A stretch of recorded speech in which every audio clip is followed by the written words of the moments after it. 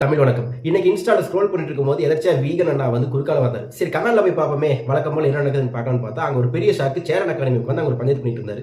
Beef சாப்பிடுறேன், mutton சாப்பிடுறேங்கிற மாதிரி ஒரு பஞ்சாயத்து போயிட்டு இருந்துச்சு. திடீர்னு இடையில குறுக்கால ஒருத்தர் வந்து, ப்ரோ நீங்க ஏன் பீஃப் மட்டும் சாப்பிடுறீங்க, போர்க்கும் சாப்பிடுங்கன்னு ஒரு கமெண்ட் பண்ணியிருந்தாரு. இங்க எப்பவுமே ஒருத்தன் பீஃப் சாப்பிடுறேன் அப்படின்னு சொல்லும்போது, போர்க் சாப்பிடுங்கன்னு சொல்லி ஒரு கூட்டம் கிளம்பி வந்து, அது யாரு என்ன கூட்டங்கிறது நம்ம எல்லாத்துக்குமே தெரியும். இப்ப நான் என்ன சொல்ல வரேன், நான் பீஃபும் சாப்பிடுவேன், போர்க்கும் சாப்பிடுவேன். இப்ப கேள்வி என்னன்னா, இங்க என்னைக்குமே ஒரு அசைவம் சாப்பிடுறவன், ஒரு சைவம் சாப்பிடுறவன் பார்த்து நீ எல்லாம் மனுஷனா, நீ ஏன் சைவம் சாப்பிடுற, இதெல்லாம் ஒரு சோறான்னு கேட்டதே கிடையாது. ஆனா ஒரு சைவம் சாப்பிடுறவன் அசைவம் சாப்பிடுறவனை பார்த்தோ, இல்ல கோழி சாப்பிடுறவன் ஆட்டை சாப்பிடுறவனை பார்த்தோ, ஆடு சாப்பிடுறவன் பீஃப் சாப்பிடுறவன் பார்த்து கேட்பான், பீஃப் சாப்பிடுறவன் போர்க் சாப்பிடுறவன் பார்த்து கேட்பான். மாத்தி மாத்தி இன்னொருத்தரோட உணவு முறையில நம்ம ஏன் தலையிடணுங்கிற இங்க ஒரு பெரிய கேள்வி இருக்கு.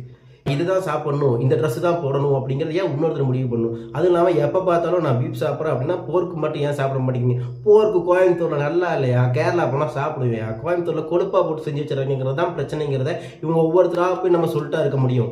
இங்க உணவுங்கிறது உடைங்கிறதும் அவரவர் தனி